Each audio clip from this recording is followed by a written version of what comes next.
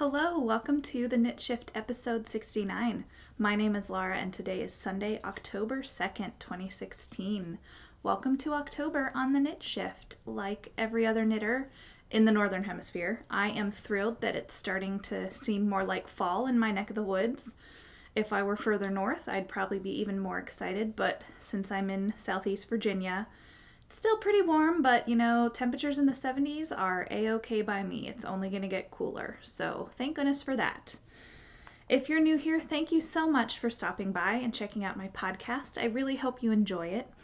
There's a lot of knitting and yarn talk. Show notes can be found at theknitshift.com. This episode is available on iTunes and YouTube, and I'd love it if you subscribed in both places. And if you like this episode, please give it a thumbs up. On YouTube, I would appreciate it. I am on Instagram as Laura Mahalski. I'm on Ravelry as Yarnstormer, and we do have a group for the podcast over on Rav. So if you go to the groups tab, search the Knit Shift, you will find us. This episode, I have not one but two finished objects for you this week, and several works in progress to share. I have an update on the Great Knitting for a Bunny adventure. And I have a few odds and ends to talk to you about, including a TV recommendation and a recipe that I wanted to share. So let us get to it, shall we? Like I said, I have two finished objects for you, one of which you've never seen on the podcast, and I'll show you that in a minute. But first up, I will show you the object that you have seen before. This is, let me show you on the right side, this is my line break shawl by Vera Valimaki. It's a paid-for pattern, and I finished this hours after I filmed the podcast last week.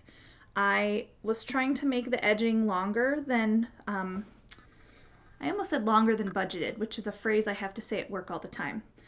I ended up making the edging longer than the pattern calls for, but after I recorded, I just got over it all and decided to cast off. So this took about 1 3/4 skein of hedgehog fiber sock in the colorway Ghost. I alternated skeins because they were very, very different, and I'm quite pleased with how this turned out. You can see it's asymmetrical. You start over here in this triangle, and you make your way across to the center, and then on the end it's just this little tiny bit. So the asymmetrical shape is achieved through short rows, which are super easy.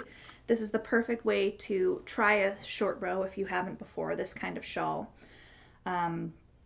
It's so soft. This is washed and blocked, and I didn't really do any particular blocking. I just laid it out flat. I used no pins because, let's face it, I'm lazy. It's not like a typical lace shawl where there's points to pin out. It's just a straight up garter, and it did grow a bit in my washing, but that's fine. I really did want the eyelets to open up. So super easy, super simple pattern. I would totally make this again, and I will try it on for you as well. It's got a great drape. I used size 6 needles, and I believe that's what the pattern called for. I haven't really decided how to wear this yet because I wore it to work once, and I'll show you how I wore it to work first. I basically just draped it over my shoulders. I tend to wear dresses with short sleeves a lot at work, and then I just kind of drape it over my shoulders to keep my arms a little warmer.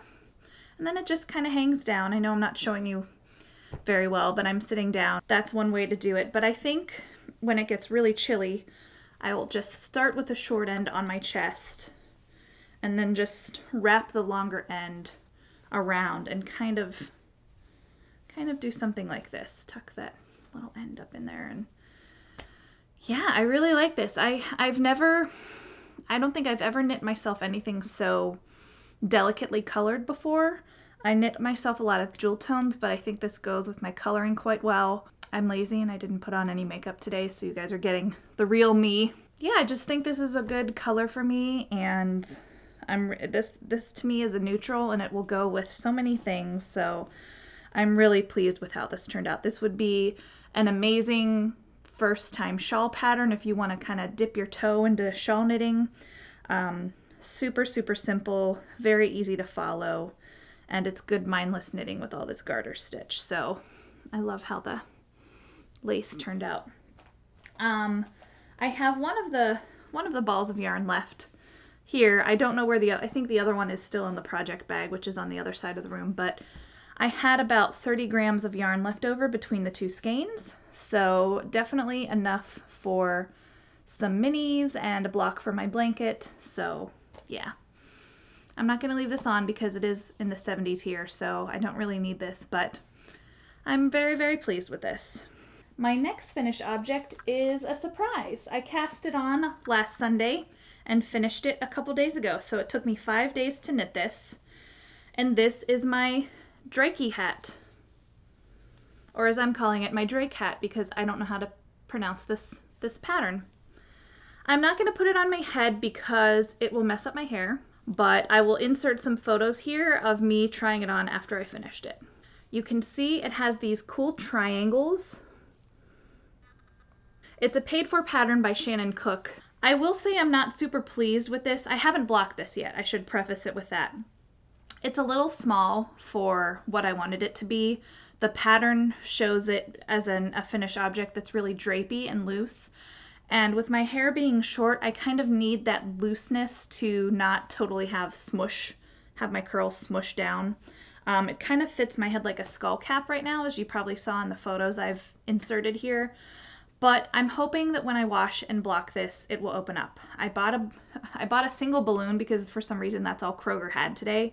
So I'm going to wash this, and then I'm going to wash this, blow up the balloon, and put this on the balloon in the hopes that that stretches it out a little bit. And I do think I am going to put a pom-pom on it. I definitely have enough yarn left. This is a fingering weight yarn that I held double. This is 11 Ways to Dry a Chili Pepper. It's a colorway by Periwinkle Sheep, and the base is Watercolor Sock, which is a merino nylon blend. You can see it's this excellent fall. It's a little blown out here, but it's this wonderful fall, pumpkin-y, spicy orange. So I'm quite pleased with this. So this probably took about not even 200 yards of worsted. This really flew off the needles, I have to say. The only modification that I did, I knit this exactly as the pattern called for. I used size 7 needles for the ribbing and size 8 for the body. There's one of my hairs or something hang out. You can see I haven't even woven in the ends yet. The only modification I did was, for some reason when I knit my ribbing, it's a little loosey-goosey. And yes, I'm showing you the underside of the hat here. So what I did when I finished the ribbing was I just turned the ribbing inside out and kind of turn around and knit in the opposite direction, because the inside of my ribbing always looks nicer than the outside. So you can see my knit stitches are just a really lovely column here, but on the inside it's just kind of loosey-goosey. So I just turned it inside out. No harm, no foul. There was a teeny tiny hole. Let me find it here. Just the teeniest tiny hole right there, which I can easily adjust with some yarn. So that was from turning the yarn around and knitting backwards. Kind of unavoidable, but like I said, I'll just weave some ends in there and call it a day. So I really like this pattern. It was super simple and easy to follow. The yarn is really squishy. I can't wait to see what it's like once it's blocked, and I will report back about how it fits once I block it. So you'll probably see this hat again next week. And this is a pattern that all of my friends and I, who are going to SAF in like 25 days, but who's counting, we are all knitting this hat, and we will have we'll all have the same hat. Not in the same yarn, of course, but just the same pattern, which is something we did last year as well. So I'm really excited to have that done. My friend Casey, her hat really bloomed when she blocked, she told me. So that's making me optimistic that mine will stretch out a bit too. I mean, it feels like it's really stretchy, so we'll see. So that's it for my 2 finished objects. I have 2 works in progress to share with you this week. I'm carrying them around, at least at the moment, in my heart eyes sheep emoji tote bag because I took both of these works in progress with me to my outings this afternoon, and just so happens they're my 2 works in progress this week. So this first thing, I'm knitting the mate to this sock. If you've been watching for any time, you've seen this sock before. This is a sock for my dad for Christmas. He has really big feet, so the toe is hanging off the end of the sock blocker here. And I didn't think I was going to have a lot of progress because I have not been paying much attention to the sock because I did knit an entire hat this week. But I went for a pedicure this afternoon and I had quite a wait even though I had an appointment, so I pulled this out of my purse. Again, that's why you bring knitting everywhere. And I knit about 3 inches on the leg of this sock, if not more. It's been a few weeks since I showed this, so the last time I showed you I must have been right around here. Just finishing the heel turn because of where this stitch marker is. I must have just turned the heel. So, ooh, it's thundering out. So this is Online Super Sock in the Forest line. It's a sock weight merino nylon blend, and I don't have the colorway name, but I'll definitely put it in the show notes. This was a on sale purchase from Simply Socks Yarn Company. And the line, I believe this line is still on sale there, but I don't believe this colorway is available anymore.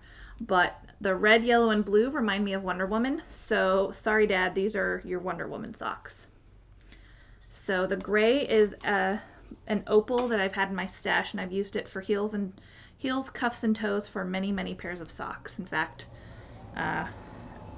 of the initial cake, this is all I have left, so probably can get a few more heels, toes, and cuffs out of it. So I still have a ways to go on this sock, but that's okay. I'm using my standard sock recipe for just a plain vanilla sock. My dad has pretty big feet, just in terms of circumference, not just the length of his foot. So I cast on, I believe, 36 stitches, increased every 3rd round until, I think these are 72 stitches, and knit straight up the foot, did a fish lips kiss heel, and am now knitting up the leg with again 72 stitches. So size 1 Chiaogu needles, my old standby. They've got a great flexible cord. They're what I use for all of my socks. So yeah, I'm gonna go ahead and move this stitch marker, which I'm using as a progress keeper, move it up so that I know exactly where I was when I podcasted this week. So I would love to get these off the needles this week, but I just don't think it's going to happen. But, you know, I'm still plugging away on them, so it was nice to make a little bit of progress just this afternoon. And here's what I have left of the cake. Again, because my dad has big feet, I often do alternative yarn for heels, toes, and cuffs, which is a good thing because I don't have a ton of yarn left. And I'm carrying this in a dumpling bag that I got from Knitting Addiction in the Outer Banks. Whoever made this bag no longer makes them anymore. And my other work in progress is a baby knit for my niece or nephew. I'm carrying this in my Mrs. Brown's bags from Jody of the Grocery Girls, and I added a little fox zipper pull that I got from Estee Lauder at a Dillard's counter or Macy's counter. So this is one of Jody's cool fabric. She knit the fabric and took photos of it and then had the fabric made. This is the Anders sweater for my niece or nephew, who is doing quite well. My brother and sister-in-law heard the baby's heartbeat for the first time this past week, and early November or so they should be finding out if it's a boy or a girl. So selfishly, the first thing I thought of when they told me that was, well, when I go to SAF, I won't yet know if it's a boy or a girl. So I guess I'm just going to have to go and buy, if I see some really good yarn for a little boy sweater or a little girl sweater, I'll just have to buy both because I just don't know if I'm getting a niece or a nephew.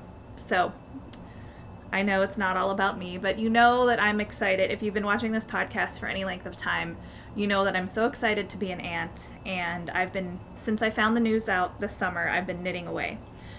So it's been a couple weeks since you've seen this sweater. This is a heavily modified Anders sweater.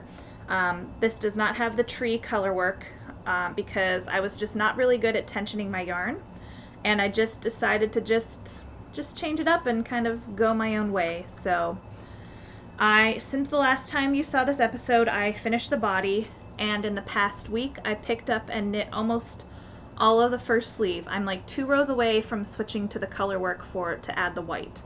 So yeah, it's coming along quickly. I knit the vast majority of the sleeve during the presidential debate on Monday night, which was a good thing because it was kind of stressful, and I just wanted to keep my hands busy and watch the debate. So I was not at work working that night, which was kind of nice. So some coworkers had a debate viewing party.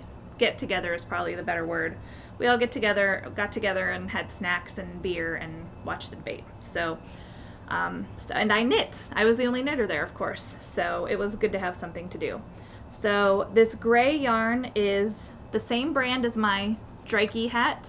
It's Periwinkle Sheep. This is the colorway, I think Thunderstorm, but let me double check. Yeah, Thunderstorm. It's the watercolor sock. This is Periwinkle Sheep is a dyer local to Albany area of New York, thereabouts. And the white yarn is Plymouth Happy Feet 100 Splash, and the colorway is 104 Autumn. And it's this cream base with all sorts of flecks of orange and brown and black and blue. Just really, really pretty stuff. This sweater taught me a new technique. It taught me the Vickle braid, which you can see executed around the neckline of this sweater. It's a pullover, and there will be some buttons here to kind of keep it like a nice open Henley neck.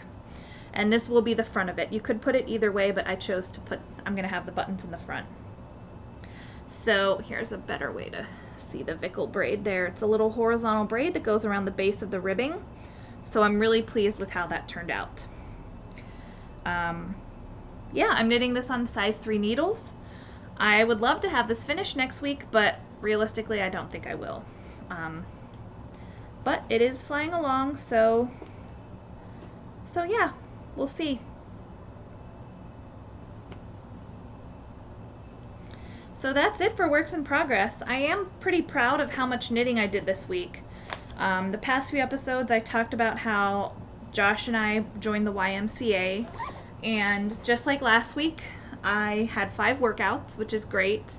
I went to yoga for the first time this week, and I haven't done yoga since college when I actually took yoga as a class for credit, and I loved it then, and it was good this time. We did a lot of breathing work and not as much stretching, but that was nice too. I mean, it was kind of almost more meditative that way, so I enjoyed it. And yeah, so I'm proud of myself for knitting all that I have, even though I've been distracted with going to the Y quite a bit. And I feel good. I'm not as sore as I was a couple weeks ago, which is good. I guess I'm making progress. And I just feel really good going. So yeah, I'm quite pleased about that. I've been doing Zumba, and I've been doing a class called Group Fight, which is like kickboxing and Muay Thai. You know, you're not actually hitting anyone. It's, you know, punching the air and that kind of stuff and jumping around. And at the end we do a bit of core work on a mat, which is really, really hard. So, but I like it a lot. I like the instructor whose classes I've been going to for that. So yeah. What else? I guess we kind of moved right into the odds and ends segment. I skipped over future knitting and current knit-alongs. Once I finish the Anders sweater, I'm planning on giving that to my brother and sister-in-law as a Christmas gift this year. You know, the baby won't be born until the spring, but I will. I plan on giving them the Anders sweater for Christmas this year. My sister-in-law's baby shower is about 3 weeks after Christmas, so I really need to finish the Anders sweater so that I can turn my attention to baby shower gift. And my baby shower gift is going to be my sock yarn blanket. I need to add a couple more rows and then I'll feel like it's a good size for a baby blanket. You know, it can be something they toss on the floor for the baby to lie on, or they could use it with their car seat, you know, whatever they want to use it for. It's just a little throw blanket. So I really want to finish that and wash it before the baby shower in January. So I have about 3 months to knit about 20 blocks, or maybe a little more, I haven't decided. 2 more rows, which is 19 blocks, or if I add a third row, that's another 9 or 10 blocks. So, because I'm doing it as diamonds in rows of 10 and then 9 and 10 and then 9. I think I can get that done. I've finished so many sock projects lately, and I haven't been knitting on the blanket that I'm very eager to get back to it. So I think once I finish the sweater and go back to the blanket, I'm going to be really highly motivated to finish it. And this shawl that I showed you guys that I finished, my line break shawl, this is something I knit for the fall shawl knit along that we're doing over in the Knit Shift group. And the Ravelry thread has all the details. If you'd like to participate, you have to be a member of the group. Basically, there's an incentive to knit bigger shawls. The more yardage you use, you'll get entered in additional chances for prizes. So take a look at the Ravelry thread if you want to participate, and hashtag TKS Fall Shawl is the tag we're using on Instagram. Someone recently messaged me on Ravelry and asked if there was a tag on Ravelry. Not really. I don't really know how tagging works on Ravelry, so I can't really, let's just not have a tag on Ravelry because I don't know what I'm doing over there. That's my takeaway. So it started August 1st, it goes until October 31st. So there's definitely time to participate still. It's new, honestly, I cannot remember if I said new cast-ons or it had to be a work in progress only at a certain point. So if it's a shawl that's less than, let's say, a quarter or a third of the way done, pick it up. Let's finish those works in progress that are lingering. That can definitely count toward the knit along. I'm kind of playing a little loose and free with the rules, so yeah. So I hope you'll think about joining us. You guys are knitting some gorgeous shawls. I need to go look in the thread again for some shawl inspiration and to add some patterns to my Ravelry queue. So thank you for that. So that was what I wanted to share in terms of future knitting and the knit along. So that brings us back to odds and ends, where I was kind of rambling about. So today I told myself when I went to 10 YMCA classes that I could get a pedicure, and I really thought that was going to take a long time. So I thought, well, in 10 classes time, I'm going to go get a pedicure because it's been a little while. My toes could use the treat, and it'll be a nice present to myself after 10 classes. I thought it would take almost a month, and it took me 2 weeks and a couple days. So that was pretty exciting. So I had my pedicure today. That's where I did my knitting on my dad's sock. And it was funny because these 2 young women who were there when I got there, I came in and I signed in and I sat down and immediately started knitting. I didn't look on, it's funny because everyone in a nail salon is just killing time by looking at their phone. And then there's me, and I get out my knitting and, I'm knitting along. So I'm kind of the anomaly. And these 2 young women they were only 2 and 3 seats away from me respectively. But it's just so funny when non-knitters see you knitting and then talk about your knitting like you aren't there. It was just so funny. One of them started talking about her grandma knitting and how she really wants her grandma to make her some sort of knitted flip-flops. And so she called her grandma on the spot to talk about it.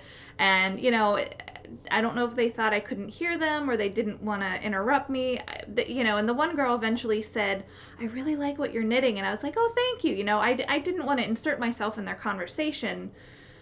But had they addressed me sooner, I certainly would have gladly talked to them. So it's funny when people talk about you like you aren't there. That reminds me of a time I went to the car dealership for like an oil change or something, and this older couple talked super loudly. They were like sitting directly across from me, and they were just so loud talking about my knitting, and I don't know, Carl, do you think that's knitting or crochet? And I was like, well, you could just ask me, you don't have to talk about me like I'm an exhibit in the zoo. But these girls were not like that at all. So that was kind of funny. So I have just a couple other things I wanted to talk to you about.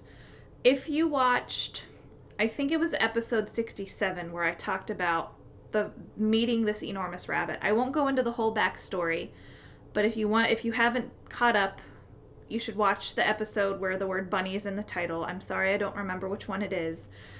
Long story short, I'm going to try to knit socks for an enormous rabbit. This rabbit might be the largest rabbit in the country, but I don't know for sure.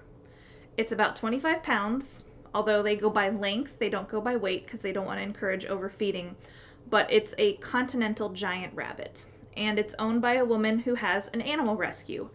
It's an exotic animal rescue, so not dogs, not really cats, although apparently she has a lynx. I didn't see the lynx when I visited her rescue this week.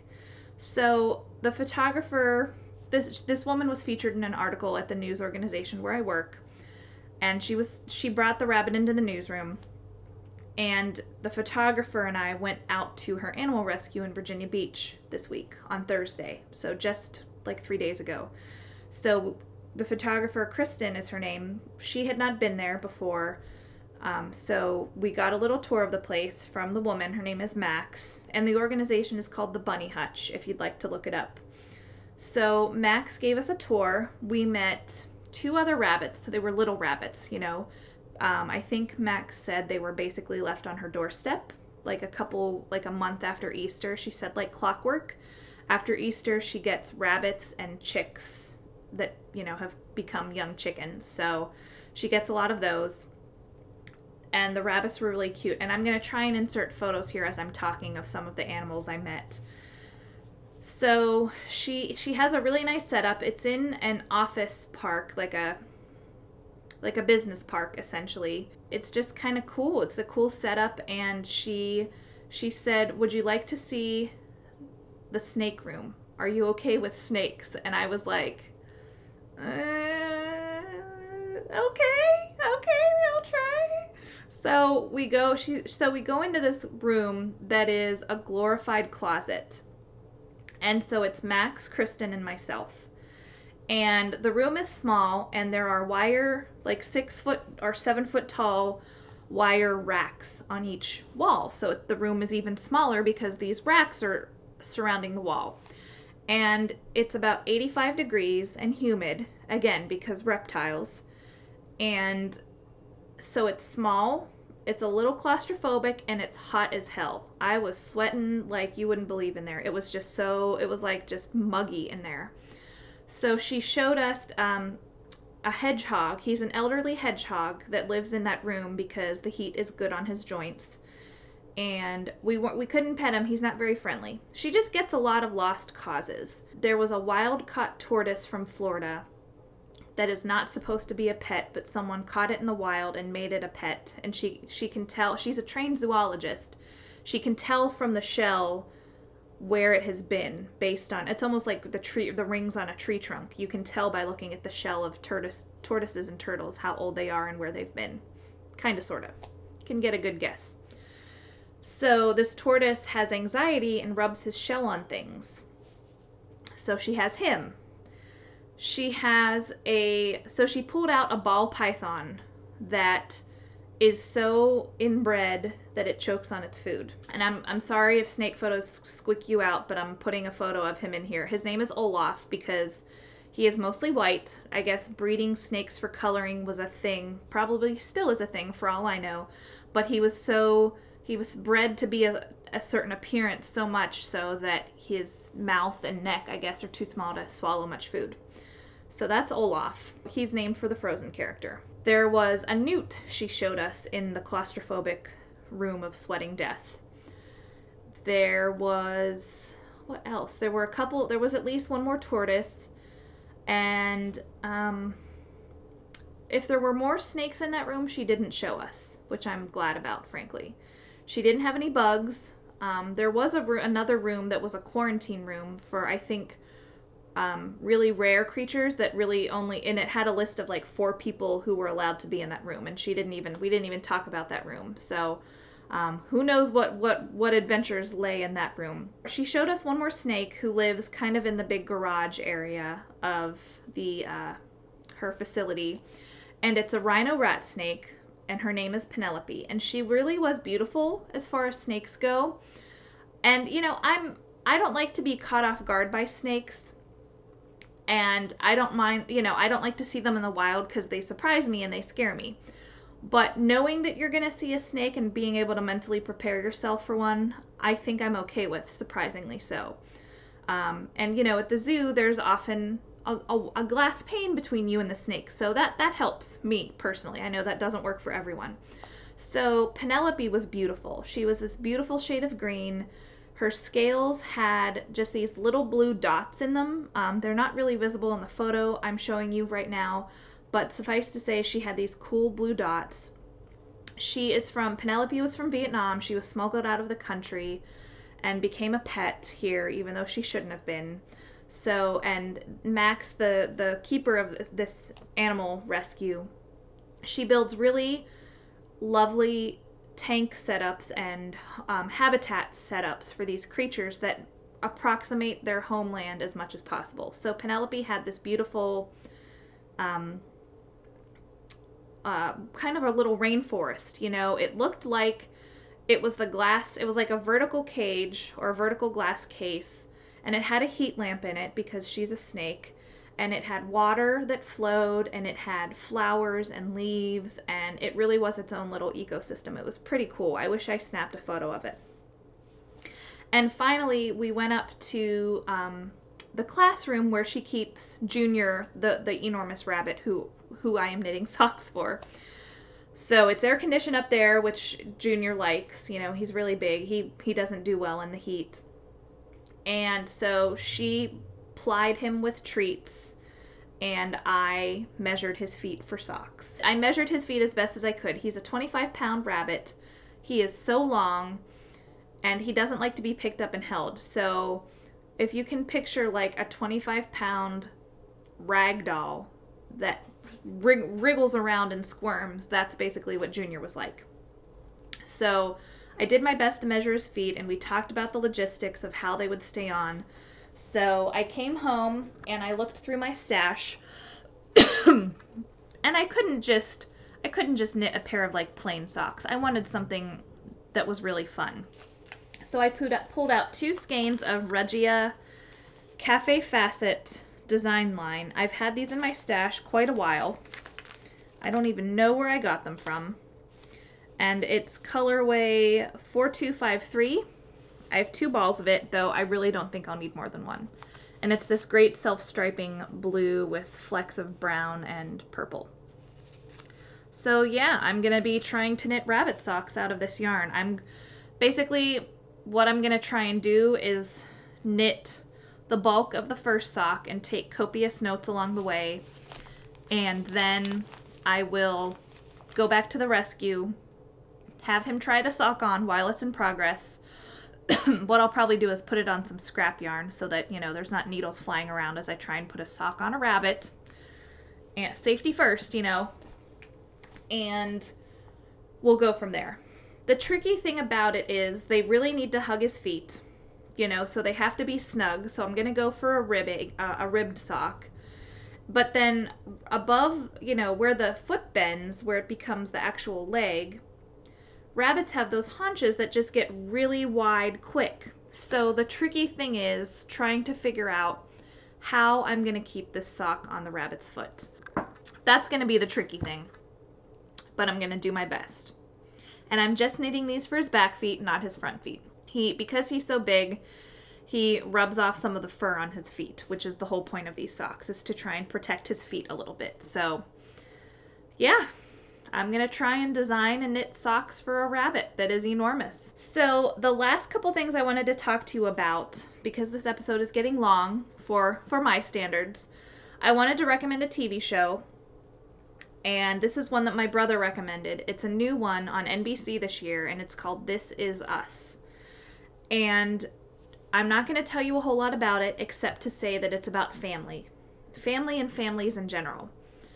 And several families are featured in this story, featured in this show. It's really well done. It's really touching. And I highly recommend that you give it a watch on, you could go to NBC.com and watch it. Don't read about it first. Just go watch it. Don't spoil anything. Just go watch it and see what you think. And I will say it is set in my hometown of Pittsburgh. There haven't been more than like cursory references to Pittsburgh. I know they're filming it in Los Angeles. It has to be done there. So they have like terrible towel hung up and, you know, Pittsburgh onesies, that kind of thing. So it's just very cursorily, at least for now, it's just a cursory setting in Pittsburgh. So I really liked it a lot. And if you liked the show Parenthood, you will really like the show. Finally, I'm going to share with you a recipe I made this week. It's Italian lentil soup from Gimme Some Oven. I made it in a slow cooker this week, and it was fantastic. It's healthy, it's low fat, it's very filling. A+. I will make it again, and I think you would like it too. You can make it on the stove or in a crock pot, so I will link to the recipe in the show notes. With that, I think that's everything for me today. Hopefully I'll be back next week with maybe some rabbit sock progress. We'll see. And I hope you have a fantastic week full of lots of knitting and everything that brings you joy. Talk to you soon. Bye.